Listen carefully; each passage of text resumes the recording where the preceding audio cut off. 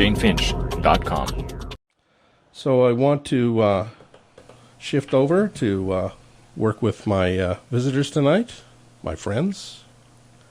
And we have a group tonight. So we have to my left here is Blacus Ninjah. Blacus Ninjah. What's up? Yeah, right.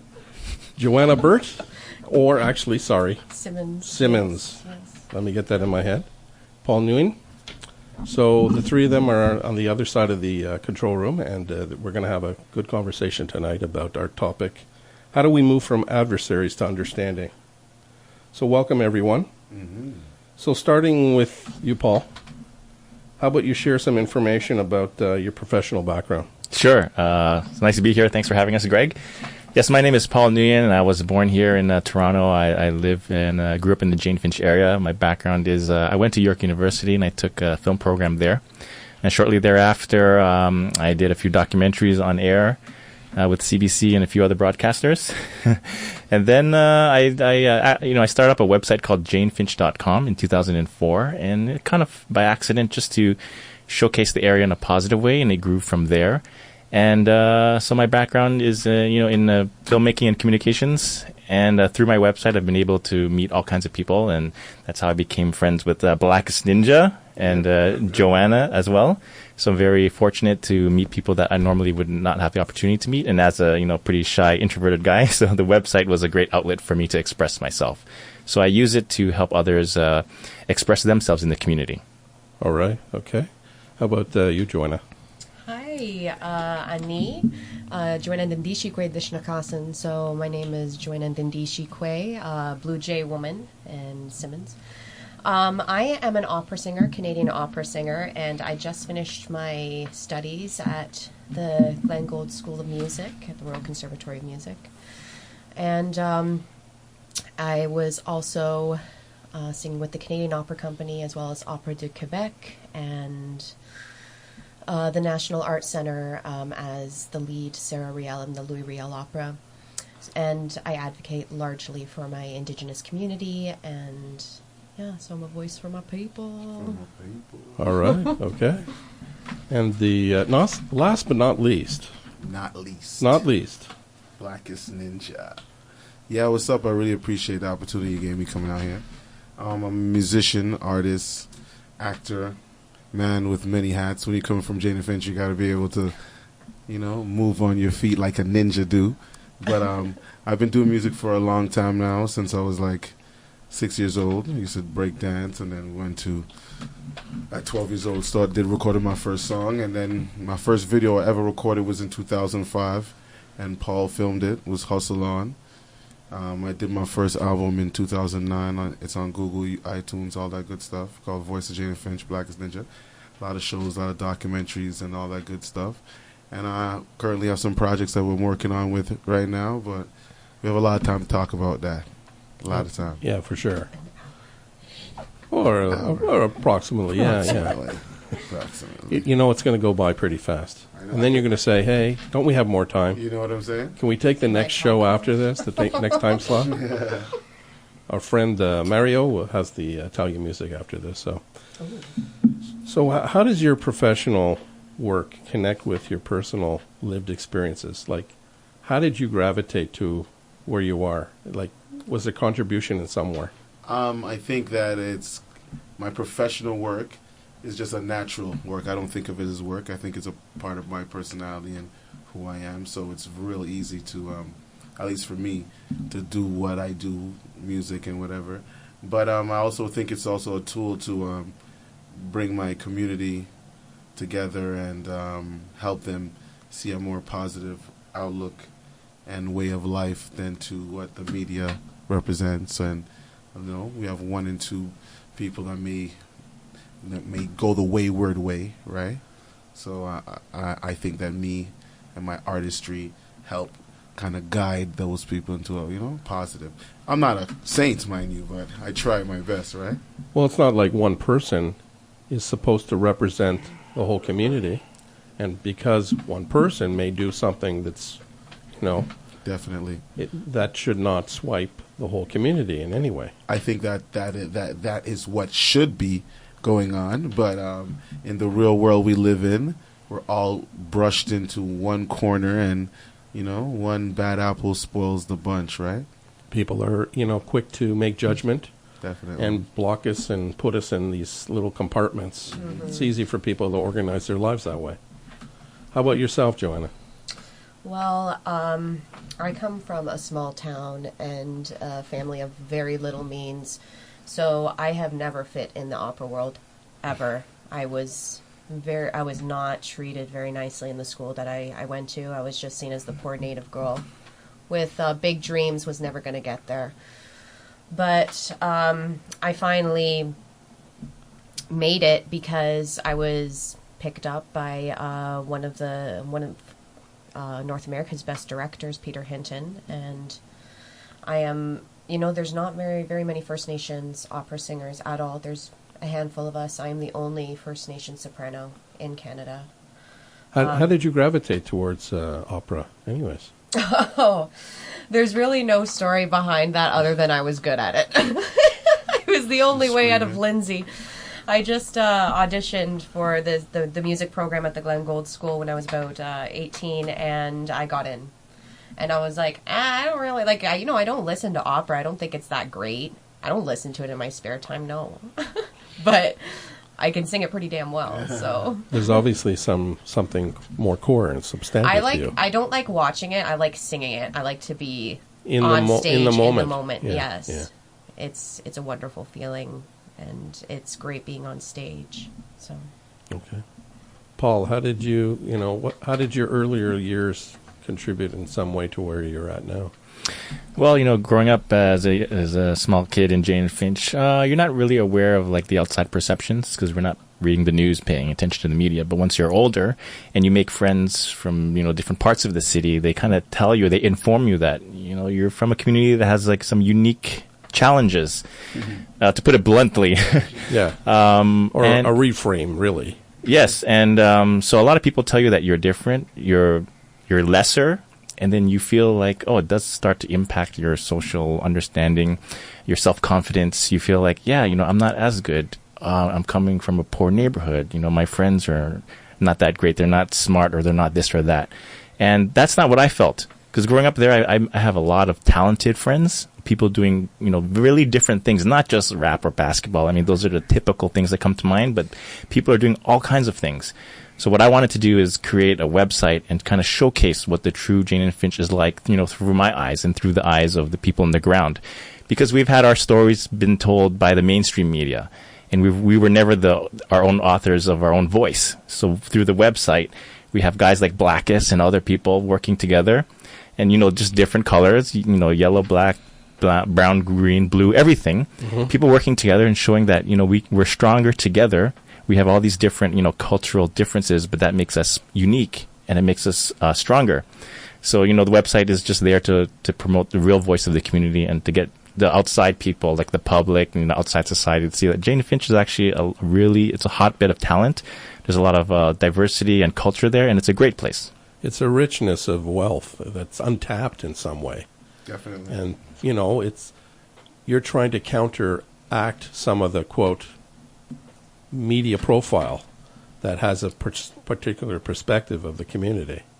Yeah, I'm not trying to make it like a propaganda site, and we don't just promote, this is all, rainbows and Care Bears. My website, we deal with a lot of issues, and we just present it accurately with no bias or anything like that. We don't varnish it or anything. We just present the reality, and it's up to the viewer or the reader to make their own judgments and determinations of how they feel about the neighborhood. And if they feel like it's worth visiting and getting to know people there, then that's what we encourage people to do.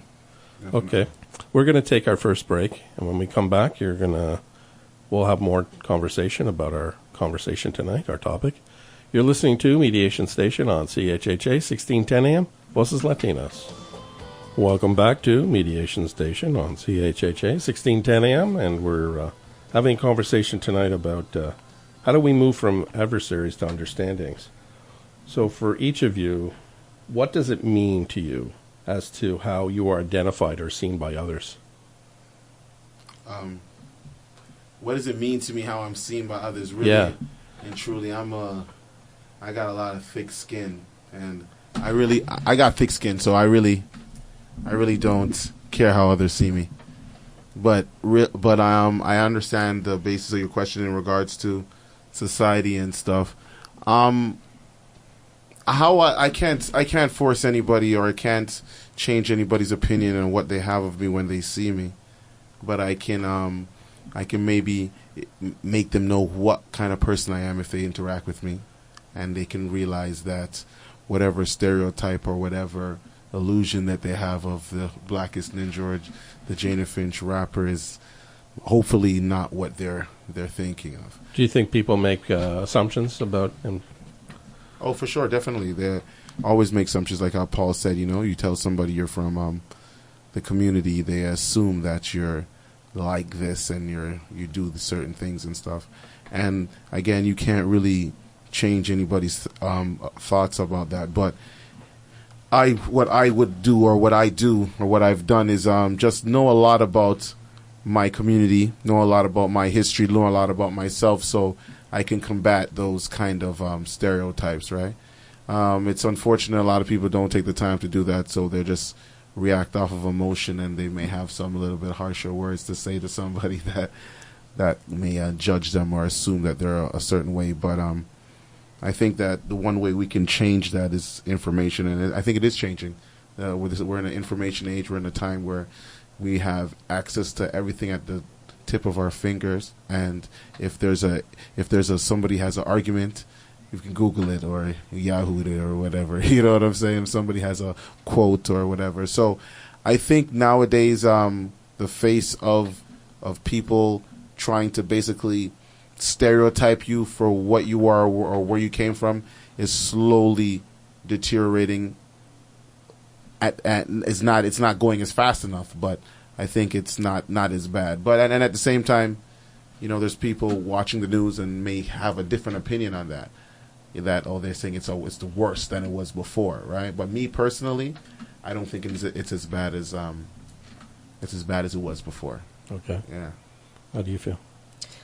Well, when people first see me, I'm a mix of German and First Nations, so you can't really tell that I'm First Nations from first glance. So people usually think I'm Italian or something. But when they find out that I am First Nations and status First Nations, I usually get, you don't pay taxes. I'm like, well, no, I don't.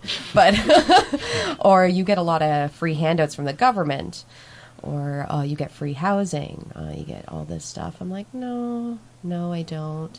We actually get treated pretty poorly. There was one time when I was in Thunder Bay, because I work for the Métis Nation of Ontario. So we went to Thunder Bay, and most of the Métis people, they look white. And I'm the only First Nations out of all of them. And they told me if I went walking around in Thunder Bay, then I would have been killed or raped because I look native enough. So it depends on where you are as a First Nations person. You're either too native or you're not native enough. And it's like, why can't I just be who I am? Yeah, right. And I constantly have to be proving myself, being like, yes, I am First Nations, but why do I have to do that? But that's how it is in the First Nations community. Yeah, and I mean, the broader society is always projecting onto others exactly what they believe to what be they think the a truth. native should look like. Yeah, for yourself or for Blacus or for Paul. Yeah. That, it's through their lens. And we've had this conversation on here before about identity. Exactly. Who's responsible for how we identify? Mm-hmm. Is it others or ourselves? Yeah. Well, I guess as an Asian guy, I can't complain versus Joanna's or Blacus's experience. And to be honest, it's not easy being an Asian person in an Asian body, but it's far more difficult, I would imagine, just hearing their stories of my friends beside me.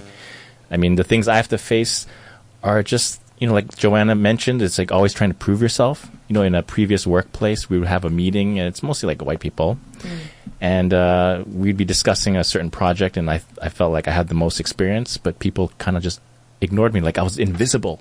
even the eye contact in the room, no one was making eye contact with me, and they're just talking amongst themselves. And I felt like I do have some value. I'm just a human being. I'm an employee here at this place, but I felt like invisible.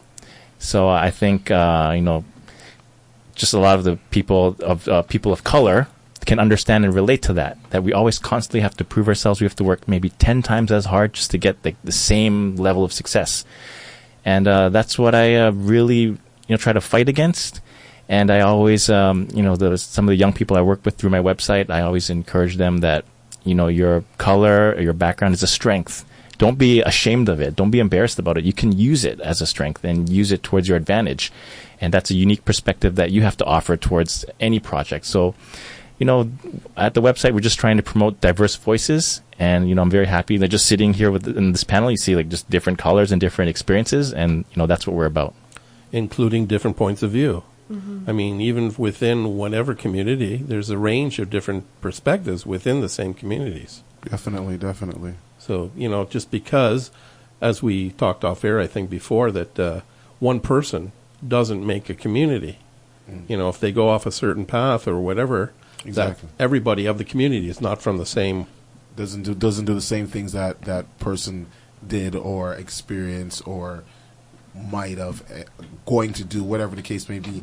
And to touch on what Paul said, you can, when you're the victim of a perception and of a ideology, there's nothing really you can do but to get ready to take the punches, right? You got to just rope a dope with it. And we've been doing it, at least I've been doing it so long that I expect the punches.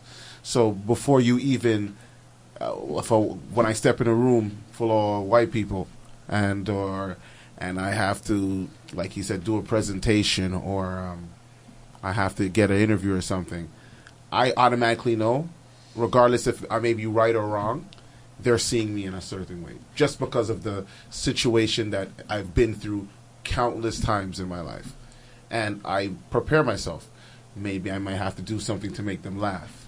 Maybe I might have to do something to make them realize that I'm more smarter than I look. Whatever the case I have to do, the situation that I've been growing up with, that's my defense mechanism.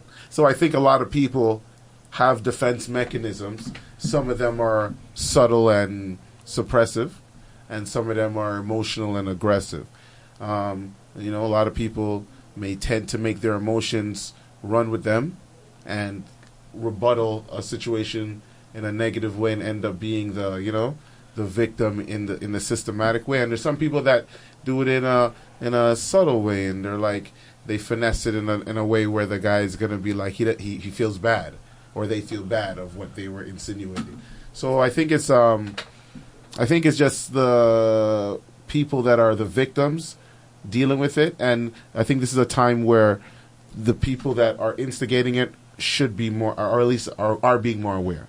Because now we're having not black people saying what white people are doing to black people. You're having Asian people and Native people and saying what they're doing to, and you have other people saying what other people are doing. So everybody's advocating for everybody. So I think it's I think it's changing, but it's still there. I think it'll always still be there, right? Yeah. So there's a lot, to go with the journey. Mm-hmm. And I mean, this Truth and reconciliation. Reparation, give it back. You're going to do...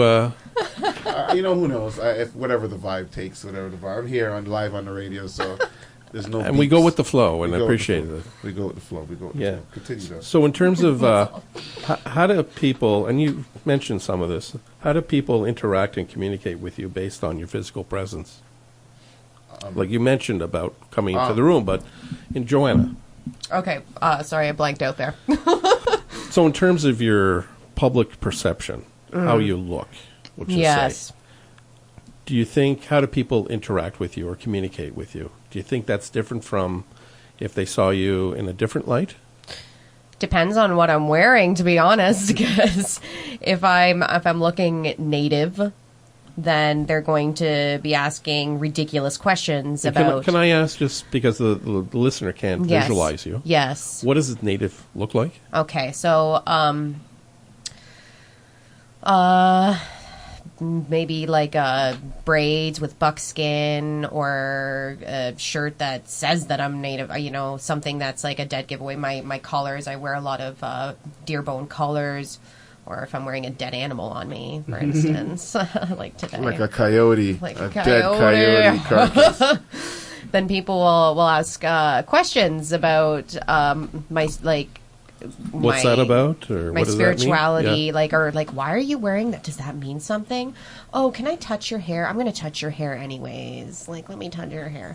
So when I'm wearing braids, like, there's certain things for us as First Nations people, like, that's sacred and not supposed to be touched, because that's just not acceptable. Yeah. For instance, we would also wear medicine packs around our necks, which is usually buckskin. And a lot of people, when I wear that, because it's a beautiful pouch, and they come up to me and they touch it, and I'm like, whoa, no. Because in our culture, we believe that holds all of our spirit and who we are, especially with our hair as well, when it's done in braids. No one can braid our hair but us. So no one knows, like, really, they will not educate themselves about the culture of the First Nations people. It's very deep. It's thousands of years old, and there's no book, you know, it's passed down from generation to generation.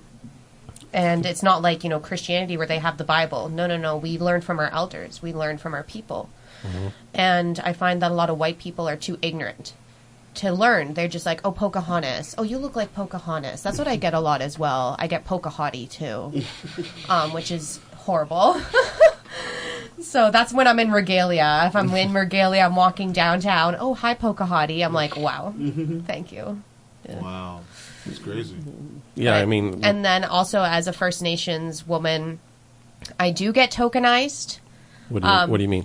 Well, I don't like to say this, like, because the Canadian Opera Company, like, I believe, well, more than half is to do with talent. But then the other is the fact that I'm First Nations, and they can say, we hired a First Nations in this production about a First Nations man. Definitely. If they did not hire First Nations, they would have been up the creek without a paddle. That is 100% sure. So they needed to do that. If they did not have First Nations representation in this production this year, there would have been, like, shit would have hit the fan hard. Yeah. So sometimes I feel that just to touch on that, I feel that a lot of times, like, I may get a job or I may be in a position because I'm a black guy, a black man, and they need that, and you know it's a status quo and whatever, and because it's like, what can you do, and how can you prove it? You know what I'm saying? Like, so a person that's never experienced racism or experienced prejudice can say it doesn't exist because they've never experienced it. They just heard about it. But the victim of it all the time is going to be like, obviously that guy's racist. Obviously that was a woman can say, oh, that's a sexist thing. Whatever the case, whatever the ism is, it's like, how do you prove it unless it's videotaped or unless it's... Well, you're not giving any credibility that you lived that experience or you experienced that experience. Exactly. It's like a fish tells you I'm wet all the time because I'm in the water, and you're like, no, you're not. You're a fish. Yeah, I don't believe you. Like, what are you talking about? Like, you know exactly what you're saying. Okay, so we got to take another break, and we'll come back. We'll talk more. You're listening to Mediation Station on CHHA 1610 AM, Voices Latino. All right. Blacus is taking some selfies, or what do you call them? No, this is not a selfie. This is a live video, so I can remember this moment for the rest of my life. How can people access that? You know what? Thank you for helping me with that plug. That's great.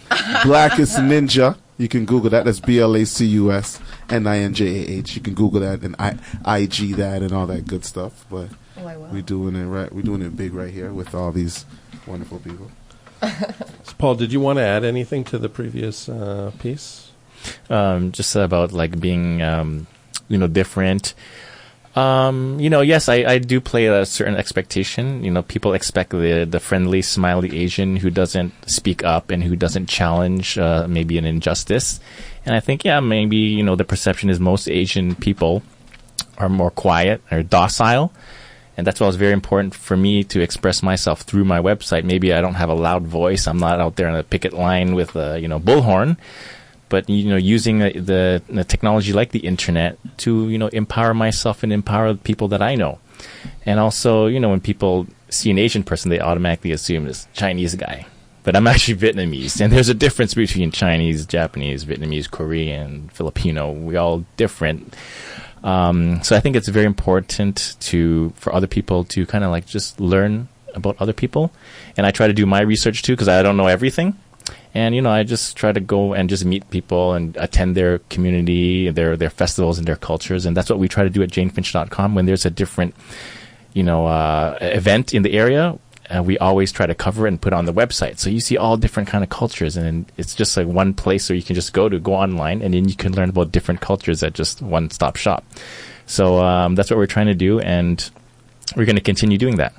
Well, I think that in order for people to learn of others and about, they have to want to do that. Mm-hmm. There has to be intention from the person to want to be curious and then ask questions about someone and not just fill in the blanks and say they know. They make their judgments. Mm-hmm. I think people that make judgments and people that just want to go with the flow with the stereotypes that they're taught, it's easier for them and it's comfortable for them, because like real and truly racism and prejudice is an unintelligent characteristic or ideology. So somebody that doesn't like you because of the color of your skin or whatever reason, just by your physical attributes, are there. You have to understand that they're kind of slow, and we're not dissing them or saying that they're handicapped or anything, but I think there's maybe something in their brain that they cannot throw away their ego or whatever they've been taught all their life to just see what's right in front of them. And it's disturbing, especially with the president. I'm going to talk about Trump. It's disturbing because a man in that position, and he's supposed to be of a certain kind of level of maturity and intelligence and empathy and all these kind of traits. And when he talks and his actions, it makes you even think like the legitimacy of the presidency. Like I think anybody could be a president right now. I didn't even think I could go to school. I could just probably have some money and pay some people to do some stuff on Facebook, whatever the case may be. But I'm back to what I'm saying is like people are comfortable being stupid. Ignorance is bliss, and this is more than a saying. It's a lifestyle. Well, people have to challenge it though, and if it's not challenged, that's why we're here. It stays there. I mean, so that's one of for tonight. Mm-hmm. I mean, Paul brought this up as an opportunity, especially with the times that are going on out south, though also here. Definitely. Yes, it's definitely a problem here for sure. Yeah. So, this is another way to bring to light for the larger public that, hey, these are real people. We're all real people. We have our lived experiences. And, as human beings, first, paramount maybe, that we need to be respected and provided an equitable space for us to do our thing. Yes. Definitely. I totally agree. I think that's the right thing to do. But the powers that be and the people that are usually in control don't really think that's in their best interest. But confusion and chaos and hatred and all these things are easier forms to control masses. So these things are going to be. At least I would never think that the president would be this kind of person. I'm thinking this is more like a governor or mayor kind of guy that, he's going to be that kind of mayor, but this guy being the president and saying the things he's saying and behaving how he's behaving, like, I think he knows what he's doing. Like, I don't think it's freestyle or off the top. I think he knows what he's doing. So, and to me, it looks like he's insinuating a certain kind of division, right? and he's like making all the racist people. So now we got like a lot of dumb people in one room. So you know what happens when you got dumb people in a room? It gets a lot of dumb things happen and dumb things are said, right? Yeah. What's to say with that? I mean, we can challenge it though. We don't need to let it go as the status quo and be the norm, and say, hey, that's acceptable, and that's part of the reason why you're here too, to help to challenge some of these notions of how people are feeling more empowered to speak up about these, ways of thinking that prejudice is okay, bias is okay. I'm okay to say these things now because there's somebody in a position of authority that now gives me credibility to be able to have that space. Yeah. Yeah, you're right. And you know what? These people are saying these things and they're doing these things, and they're thinking that because they're saying it louder, it's going to make more sense because they got a lot of people saying it. And the one thing that's never ever forgotten is history is going to be remembering, and we're all going to sit down and be like, yo, what was going on in 2017? Like, you guys had this guy. And so it's like, what can we do? What I think the only thing we can do is, because you say you're saying we should stand up and fight it. And when we stand up and fight, especially black people, this is the black perspective I'm telling you. Yeah, of course, you got to speak for yourself. I got to speak for myself. Right. So when you, like, for example, all the stuff that is happening in the news across the border, and the reason why I'm going to talk about across the border because it's just being infested with everything with us, right? And I think Martin Luther King said, injustice anywhere is a threat to justice everywhere. So when you're seeing injustice and you're seeing black men and women and children being killed, and there's nobody's paying the price or paying the price to the piper, or nobody's is getting what they deserve for their actions and getting a slap on the wrist or whatever, it's kind of discouraging. So what do? You take a kneel like the football player, and then everybody takes a knee, and then they say you're disrespectful. Then you protest, and then they say, oh my gosh, you guys are rioting, and then you write a letter or you just stop working and they say you're trying to disrupt society. So it's hard to, as being the victim, it's hard to really battle it. So what we tend to do is we tend to just live in our own bubble, live in our own world, and just work with it. And I think sometimes, well, that's always a better thing because nobody's going to come and hurt you once you're in your own space.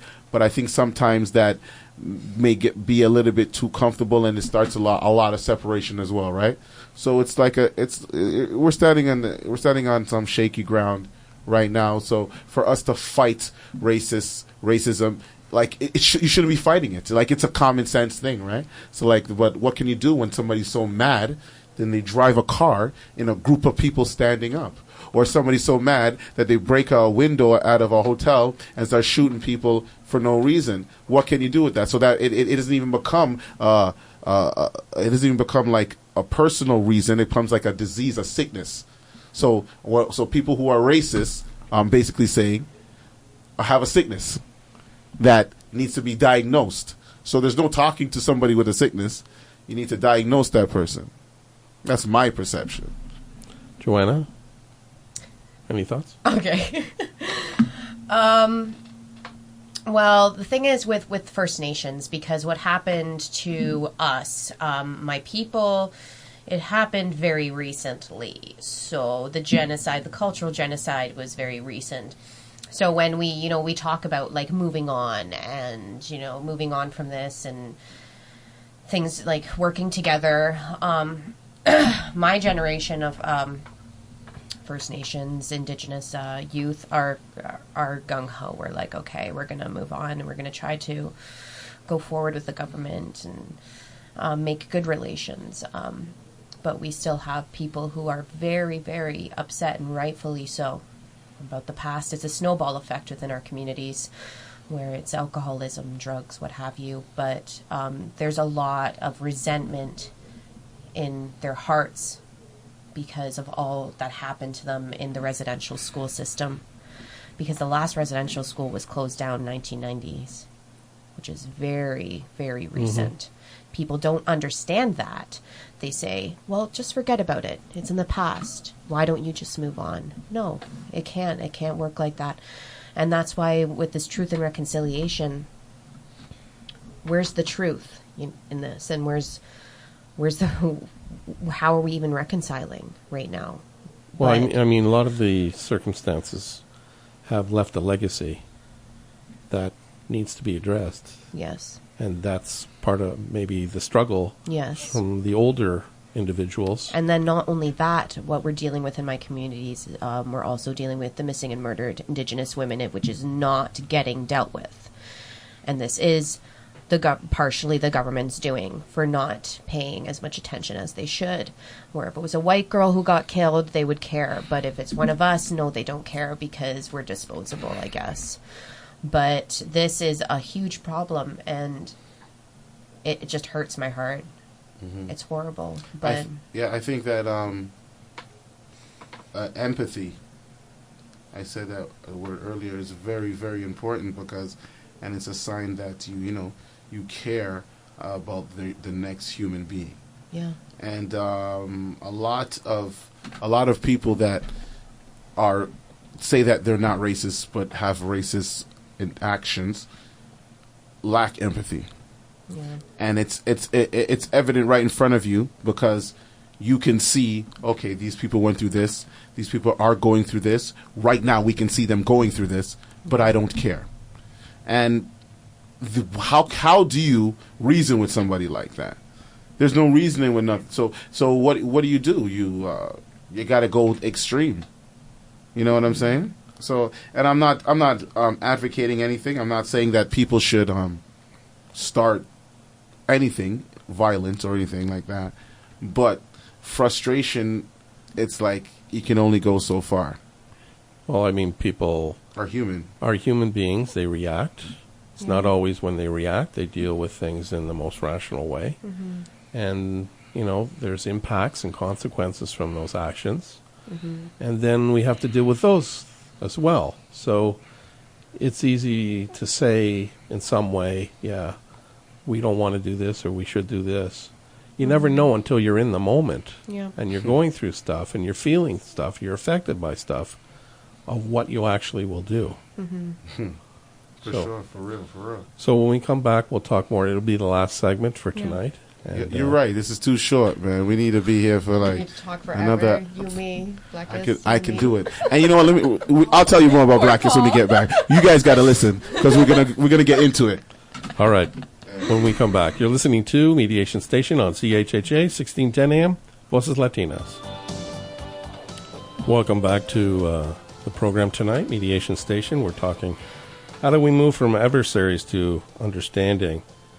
And I want to throw out at you, what do you want people to learn about regarding those who are different by culture, identity, religion, or color of skin, for example? That it's it's just like food. If you're just eating one kind of food, life's very limiting. There's much more to life, much more beauty. And if you're cooking a meal and you have all kinds of different fruits, vegetables, different foods, it makes life beautiful. So if you want to enrich your life, enrich your understanding of your fellow human beings, getting to know different cultures and different people and their customs and their practices and their stories, it'll make your life more beautiful and your understanding better. That sounds like a commercial. I love it. That's so nice. Make your life more beautiful. So, I mean, that's what I try to do with my website at janefinch.com is to, harness the voices of everyone, put them together, and showcase that to the greater public.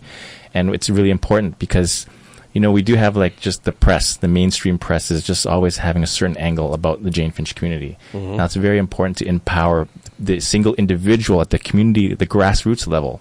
And when we do that, we get, a diversity in voices, a diversity of perspectives, and it enriches the whole community. So, that's why we're having people like Blacus, Ninjah, Joanna here. They all have different, very special experiences, and that's why it's very important to expose it to the greater world out there. Yeah, for sure. What was the question again? The commercial just made me want That to was beautiful. give some money to Paul UNICEF or Nguyen. something like that. It was And crazy. you can. That's an option after the think- program. But I think everybody needs to give some money to UNICEF and to Puerto Rico and to the States right now. I just felt like that. And it's not a joke. thank you for sharing. Ain't no problem. What do you want people to learn about regarding those who are different by culture, ethnicity, religion, color of skin, for example? Like what people listening, people who are not from the same communities. I think, you know what? I think that a lot of people who are not from the same communities, especially younger people, I don't think that that's a question that, like, I think it's a part of their life. I think they know that they learn from people regardless anywhere they go. So, but again. Yeah, but there's a lot of people who just don't get that At the same time. What can you do? Well, that's the question. I don't know what to do. I don't think I'm here to convince you not to get yourselves. No, don't do that. I think I'm saying Blacus is advocating suicide. No, I'm not. What I'm saying, though, for real, though, I'm not here to change your mind. If you're in a room and you have the opportunity to open your eyes and see everything in the room, and you say, no, I don't want to open my eyes and see, I want to be blindfolded. And when it's time to get out the room, you're walking around into the wall. It's nobody's fault but yourself. So I think that, going back to it, it just takes that people just got to, if you're smart, and you're somewhat smart, I mean, you can use an iPhone, you can use a cell phone, I think it shouldn't be hard for you to want to learn about another person, because like Paul said, I mean, you're used to just eating one food. You're going to get full, I guess, but why wouldn't you want to have the buffet and have everything, and you'll still get full, but at least you have your taste buds, the emotion, everything. You get everything. You become a fuller human being if you become a human being. Or you see life through a lens of that kind of. Like we're all humans, right? Yeah. Yeah, for sure. So deep. That was deep. That was so deep. You know what? Hold on. Before you even start, Blacus Ninja is an acronym. It means What does it mean? It means black, lethal, and conscious under slavery, never ignorant, never humble, never ignorant, never judging, always humble, and it's basically what I represent, right? So it's not just a name; it's pain. It's emotion. There's a purpose for it. It's obviously. a purpose for it. So, like what she was saying now, that's what everybody should be. Everybody should be a Blacus Ninja. Blessed, lethal, and conscious under slavery, never ignorant, never judging, always humble. You come with that mindset, you're not going to be thinking like, yo, I don't like that guy because of how his hair looks. I don't like that girl because she has a coyote carcass on her. Well, people make assumptions. Watch it. Yeah, but it's a spiritual thing with her coyote carcass, as opposed to somebody who has a fur coat or something like that. So it's like everybody needs to be Blacus Ninja. Google me, please. Thanks. So we have just a few minutes left for tonight. What message would you like the listener and the public to better know about our conversation and understand from it? Just please educate yourself. If you have questions, or if you have any questions about certain cultures, particularly I'm going to advocate for First Nations, go speak to an elder. Go to a powwow. Go to whatever. Don't just make assumptions about us as we're not all alcoholics. We're not all drug addicts. In fact, I'm an opera singer, so there you go. There you go. Can you just do a few bars or something? I'm actually sick right now, but Sorry to put you on the spot. I'll help her. I got it. what? We'll do some food about racism. Yo, I freestyle about racists. They just racist, that's running racist, ain't nobody winning. I'm coming from the ghetto, and they say that I'm sinning, but ain't nothing changed. It's always been the same from the beginning. Blacus Ninja, Blacus Neezy, made it look so easy. I used to flip that work like Yo Jeezy. Now I'm spitting realness, so people listen and believe me. I can tell you about the streets, it's so greasy. Back to the matter at hand, the master plan is to make everybody come together. Damn, they trying to put me in the can, cause oh damn, yo. I'm here all day, man. All day, man. Fam, I'm here, man. I'm here, fam. Anything you want to add, Joanna? Singing wise? Oh, There we go. There we go. We got a few bars out of it. There you go. Paul, Wait Paul, of the do you night. sing? I have no talent. I'm just the guy behind the internet. He's talented. Yeah. Well, But yeah, love each other, love every culture, and that's my Love is the only solution. love is the solution. To start a revolution. Yo, we just bring the kete drum in here and we just have a real powwow. Is that? Thank you. I got you. I know you got I'm out here all day. so any suggestions in addition as to how people can make themselves better informed about what we talked about? Well, I mean, that's why I set up a website. I mean, the information is there, and information is power. So people, do have the capability. Especially these days, everyone has a smartphone, so it's very easy to access information. It's up to you, and to go beyond that, I'm not trying to preach to anyone. But if you're having children, you want them to be successful in school, in the career, and in business. It's really beneficial to understand different cultures, different, the diversity, and it'll help you through, your working career, your life. And so that's, if people don't have an inclination to learn about other cultures, this would be a good one for you, to, for your children, for yourself, to, to be successful. And it's very important to understand each other, because that way we can work better together. Definitely.